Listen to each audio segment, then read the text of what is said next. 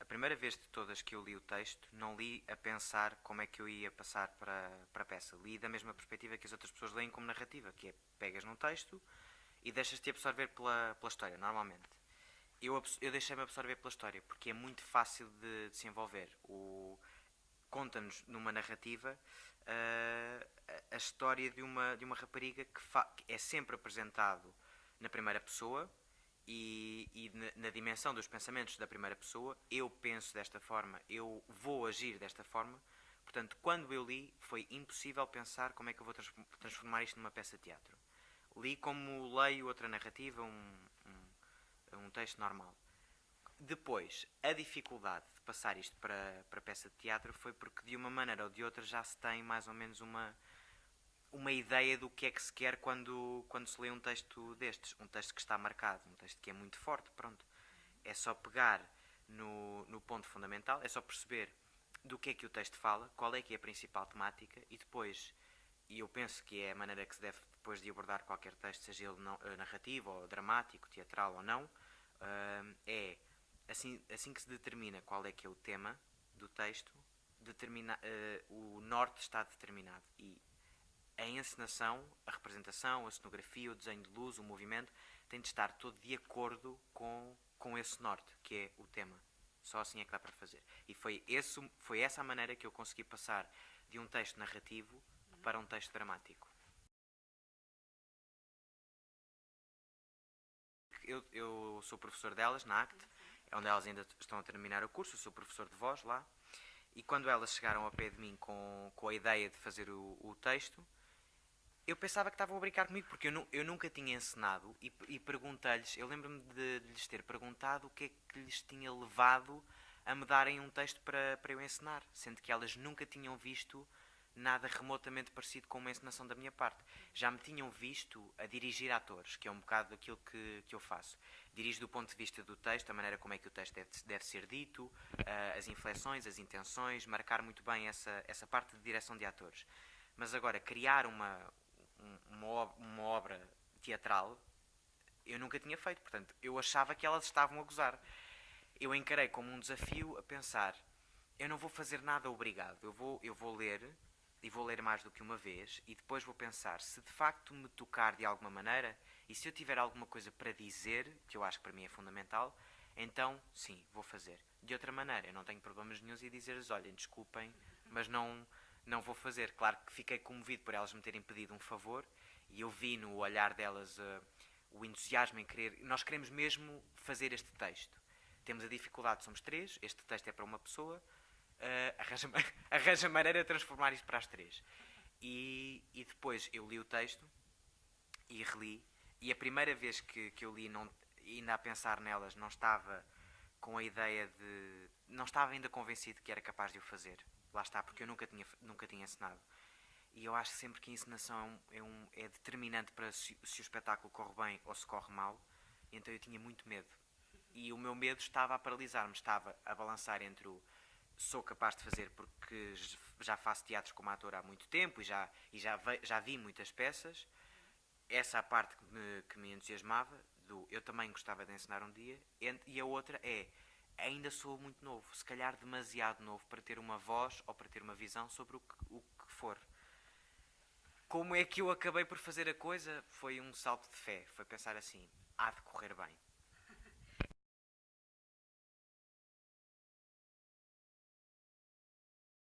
A ligação entre a psicologia e o teatro, neste caso específico, neste texto, surgiu imediatamente assim que o li. Porquê? Porque eu lembro-me de reconhecer, enquanto lia, reconhecer as referências que para mim foram muito marcantes durante o período em que eu estudei psicologia. Sobretudo o período em que se estuda as forças dinâmicas de Freud e as teorias de Freud. E elas estavam muito. Na altura nem sequer tinha ligado o Schnitzler com o Freud, tanto que depois a ligação se tornou evidente quando se começou a fazer a pesquisa do autor e a maneira como os dois comunicavam e o próprio Schnitzler falava de Freud como a sua inspiração e como o seu mentor, como o seu mestre, e então depois disso eu percebi, ok, então é por isto que estas referências se tornaram tão óbvias. Eu lembro-me de depois ir aos meus apontamentos das aulas de psicologia e da história da psicologia, e lembro-me de Schnitzer vir lá referenciado na altura em que Freud tomou por si mesmo a segunda parte da teoria das forças dinâmicas. E eu lembro-me de reconhecer e pensar, deve haver centenas de maneiras deste texto ser abordado, milhares até, e esta é a minha, é por aqui que eu quero pegar. Eu acho que é importante nós reconhecermos quando é que o texto foi escrito, em que circunstâncias, depois que outras obras é que o autor escreveu. Depois tive que ir ler outros livros do Schnitzer para ver, será que a Menina Elsa foi o único texto que tinha lá referências psicológicas tão evidentes, ou as outras obras dele também tinham? E também tinham, todas elas tinham, e é engraçado depois ver que há um padrão na própria escrita do autor. Depois, assim que eu percebi que era uma abordagem, eu não sei se certa, porque depois eu nunca tive muita segurança que estava certo, mas eu achava que era válido. A abordagem psicológica a um texto que por si mesmo tem as referências das teorias psicológicas, para mim foi válido. E então foi só pensar, ok, como é que eu consigo juntar estas duas matérias, mas depois as matérias juntaram-se maravilhosamente entre as duas, e foi pensar, eu aprendi muita coisa em psicologia e durante o curso, que me serviu para tornar-me um bocadinho menos fundamentalista, ter sempre a abertura de espírito para conseguir ver várias perspectivas sobre a mesma coisa. E é fantástico ter um texto que por si mesmo tem essas diferenças de perspectivas e perceber no que é que isso originou, no que é que isso fundamentou, com Freud e com as teorias da divisão da personalidade, em que há uma dimensão que é mais primordial e biológica, e a outra que é mais moral, e depois a outra que é racional e que está a dividir estes dois polos opostos. E foi pensar, não, pode ser, eu consigo fazer a divisão do texto, já que tenho 3 atrizes, e que são 3 dimensões. Aquilo começou a parecer tudo demasiado certo para eu dizer que não. Vou experimentar outra abordagem. Não. Eu quando comecei a perceber, tenho 3 atrizes, em que as 3 próprias atrizes apresentam características destas dimensões psicológicas, eu decidi logo, não, claro que sim, claro que vou propor esta abordagem.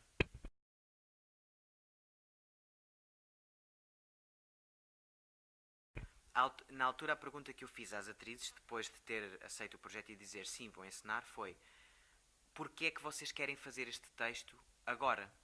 E chegámos à conclusão de que há o que é fundamental no texto e que se fala, que é sobre o suicídio de uma rapariga, não deixa de ser um tema que ainda hoje comove muita gente. E são aquele tipo de notícias que hoje em dia metemos nos nossos murais do Facebook, quando um suicídio de uma adolescente ou de um adolescente se torna público, com uma mensagem a transmitir, como há muito pouco tempo aconteceu e continua a comover-me bastante, que é um adolescente transexual que se suicidou e que disse: esta mensagem tem que ser pública, as pessoas têm de saber porque é que eu me matei e têm de saber porque é que eu fiz isto, e é esta a mensagem que eu quero transmitir. E isso comove-me muito, comove-me o facto de ainda hoje jovens com a idade da menina Elsa se estarem a suicidar. Não interessa muito o motivo, mas é que um ato tão cruel e tão rude para consigo mesmo, que vai contra a natureza da nossa própria biologia, porque o corpo, tal como eu quis depois fazer aqui na peça, defende-se do próprio suicídio, protege-se porque não está pronto para morrer. Como é que isso ainda hoje é uma mensagem que se torna tão universal que qualquer pessoa na sala se identifica com esse tema, com o suicídio? E isso para mim foi, independentemente do ano em que eu vá, quer dizer, eu espero que daqui a uns anos a temática já não seja... Eu acho que vai continuar a comover-nos, porque infelizmente as pessoas vão continuar a fazer, os jovens vão continuar a ponderar o suicídio e vão continuar a efetivá-lo. E é isso que me toca, e eu acho que é isso que presentifica o texto.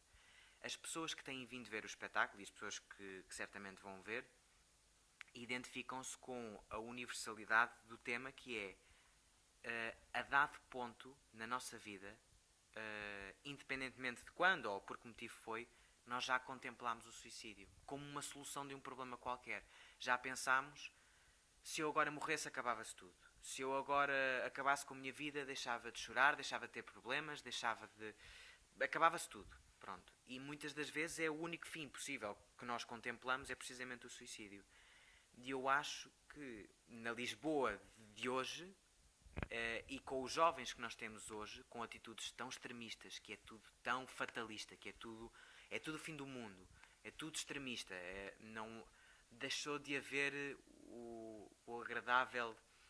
a agradável educação do meio termo, do não fazer as coisas demasiado, não, bebe-se em demasiado, publica-se demasiado, faz-se demasiado, grita-se demasiado, é tudo em demasia. Também o suicídio está a entrar no extremista, no demasia. E é importante que a menina Elsa comunique com as pessoas no sentido em que tomem atenção às mensagens que os nossos jovens de hoje em dia estão a dizer. Sejam pais, sejam professores, sejam colegas, sejam amigos. Há pessoas que estão a dizer exatamente o mesmo que a menina Elsa. Se eu agora morrer, acabava-se tudo.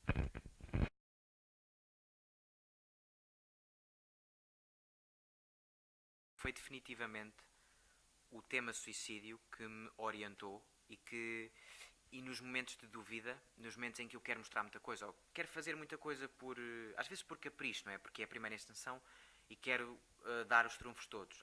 Porque eu sei fazer coreografia, porque também tenho um passado na dança. Porque gostava que a interpretação fosse muito focada na palavra, porque sou professor de voz. Quis nunca perder-me, sobretudo por causa do suicídio. E sendo que era esse o tema que eu queria abordar. E é um tema é muito sensível, é de uma sensibilidade que me toca a mim. Eu pedi-lhes que elas tivessem muito respeito por isso, não por já ter contemplado o suicídio, quer dizer, sim, bom, mas todos, a certo ponto na vida, mas por ter que, numa fase muito primordial da minha vida, quando eu estava na faculdade a estudar Psicologia, um amigo meu morreu e isso tocou-me muito na altura. A maneira como eu tive de lidar com a morte foi um choque muito grande, porque os meus pais também me protegeram nesse sentido. Nunca tinha ido a nenhum funeral, ou nunca tinha lidado com a morte tão perto, tanto que quando ele estava deitado no caixão eu achava que ele se ia levantar. Para mim era ridículo a ideia de uma pessoa morrer tão próxima de mim, com a minha idade, e deixar de existir. Depois o que é que acontece? O que é isso? O que é isso da morte? E depois o que é isso da morte do suicídio? Sermos nós a escolher terminar com a nossa vida. Pedi-lhes um grande respeito, pedi-lhes sensibilidade no tema e pedi-lhes para que elas levassem como muito pessoal uma coisa que para mim é pessoal.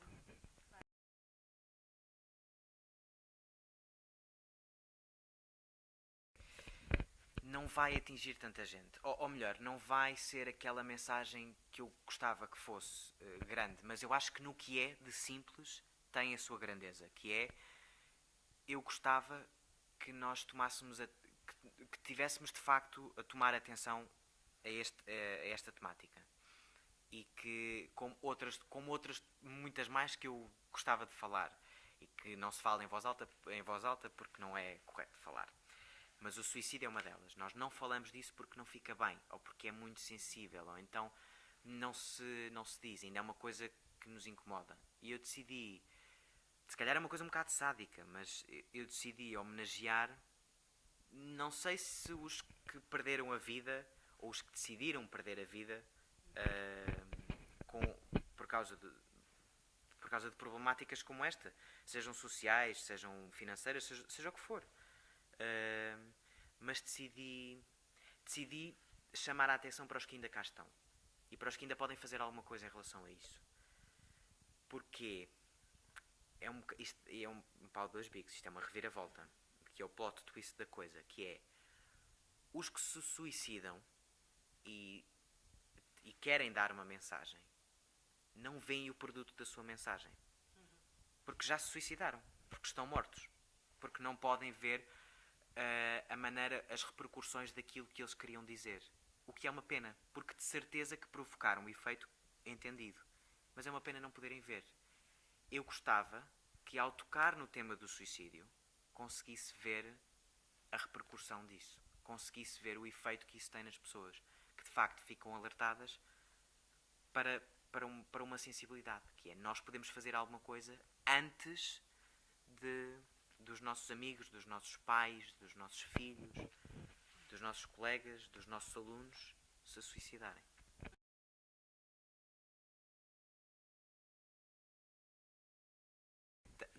Tenho de reunir várias condições. Uma delas é que eu tenha de facto alguma coisa para dizer, senão não vou ensinar. Não vale a pena. A outra é que a mensagem, a mensagem tem de me tocar ou tem de estar relacionada comigo de certa forma. Porque se eu não for honesto comigo, e eu não posso começar a encenar peças por haver histórias por contar. Vão continuar a haver histórias por contar. Não, já há histórias por contar. E há encenadores a contá-las, certamente, que se ligam a essas histórias. Mas eu tenho de me ligar. Eu tenho de ter qualquer coisa para dizer. É só porque hoje em dia, muito do que nós parecemos, muito da energia vocal que nós parecemos, parece muito desconectada. Parece que nós já não temos verdadeiramente coisas para dizer, ou muito do que dizemos parece desperdiçado, soa a desperdiçado. As pessoas deixam de se conectar com a honestidade daquilo que verdadeiramente querem dizer. Acho que falamos muito à parvo hoje em dia. Parece que não temos... parece que queremos dizer mais em quantidade e não em qualidade. Ou as coisas que verdadeiramente nos tocam, nós não dizemos porque nos comprometem. Dizer em voz alta, eu amo-te, eu odeio-te, tu deves-me, eu devo-te, cuidado. Estas coisas, de certa forma, ainda reverberam dentro de nós e têm uma força por si só. Mas as pessoas não as dizem. Já não as dizem. Parece... E então esta energia que nós depositamos nas palavras parece muito desperdiçada. E eu tenho muito medo disso. Eu tenho muito medo de, por vontade própria, querer começar a dizer coisas à parva e depois cair nesse risco de estar a dizer só por dizer. Só porque gostava de ser encenador. Eu sabia lá que queria ser encenador. Eu acho que nem quero. Aconteceu que tinha aqui uma mensagem que para mim era muito minha, muito própria, e que eu queria muito dizer. Quando surgir no futuro outra história que me toque e que eu tenha alguma coisa para dizer e que se reúna as condições para isso, e tal como se reuniram nestas, por acaso, porque a Joana, que fez o apoio ao movimento, foi extraordinária, ela é minha amiga e por um pedido decidiu fazer, e a Luna, que fez uma cenografia extraordinária, e as próprias atrizes que disseram nós queremos mesmo fazer este texto. Quer dizer, todas as reuniões se reuniram, as condições reuniram-se para que eu conseguisse, na minha mensagem, conseguir dizê-la. Se estas condições todas se reunirem na próxima mensagem que me tocar, então acho que vou voltar a encenar. Não sei quando, mas...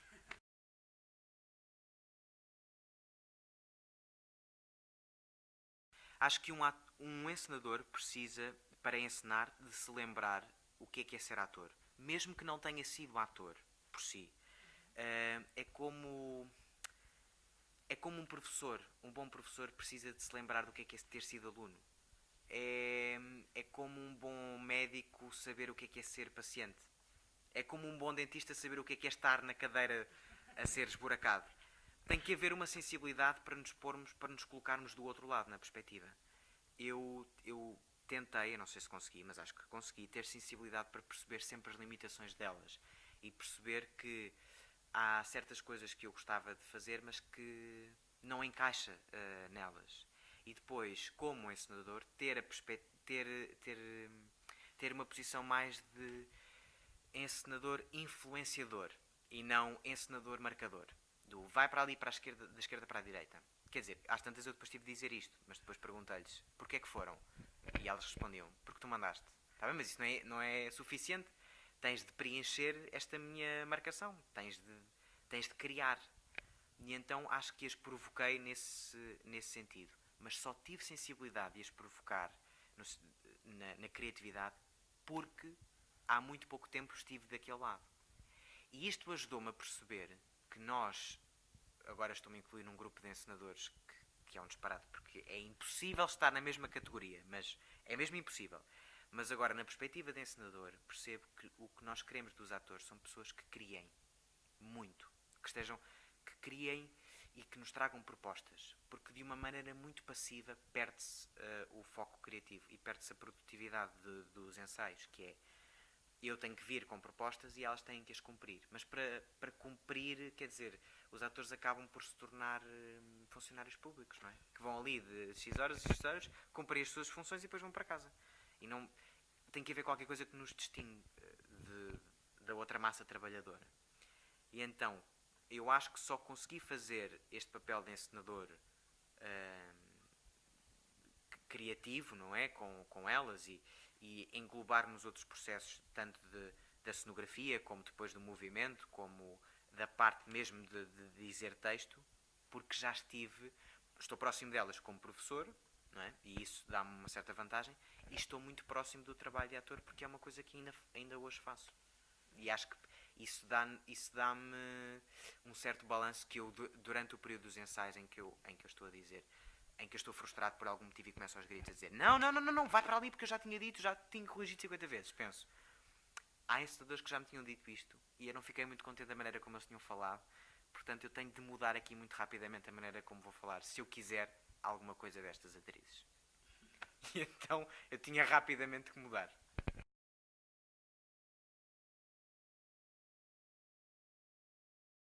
Acho que só se pode criar um objeto artístico, seja ele de que natureza for, com um grande carinho pela equipa, grande respeito com uma comunicação entre todas as disciplinas que compõem esse objeto artístico. Ou seja, é preciso que a encenação comunique com o desenho de luz, que por sua vez comunique com o movimento, que por sua vez comunique com a cenografia, que por sua vez comunique com a interpretação. Isto nas matérias que dizem respeito à menina Elsa. Caso contrário, o que teriam era um espetáculo fragmentado. Uma coisa que tinha valência por si própria das disciplinas que a compõem. Nisto seria qualquer coisa como: gostei muito da luz. Depois nós ficamos assim, que bom. Ou, o cenário estava muito giro e os figurinos também. E nós, está bem. Mas os comentários que as pessoas têm tido é: gostei muito do espetáculo. E isso sim revela que o objeto artístico que nós apresentamos acarinhou e amou todas as suas disciplinas. E só conseguimos isso com muito respeito uns pelos outros, com muito carinho e com muito amor. Eu dediquei muito amor a este projeto e elas também, e só com esta retribuição é que se conseguiu uma coisa uniforme, bonita. Como as pessoas dizem, é muito giro os comentários que o público tem dito, que é: está tão simples, mas tão bonito, conjuga tão bem, é uma coisa muito... funciona toda muito bem. E eu acho que só funciona mesmo por isso. Porque não é uma equipa muito grande, mas é uma equipa. Eu não consigo fazer isto sozinho, é impossível ter feito isto sozinho. E só a amar a minha equipa, como amo os meus próximos, é que consegui fazer isto.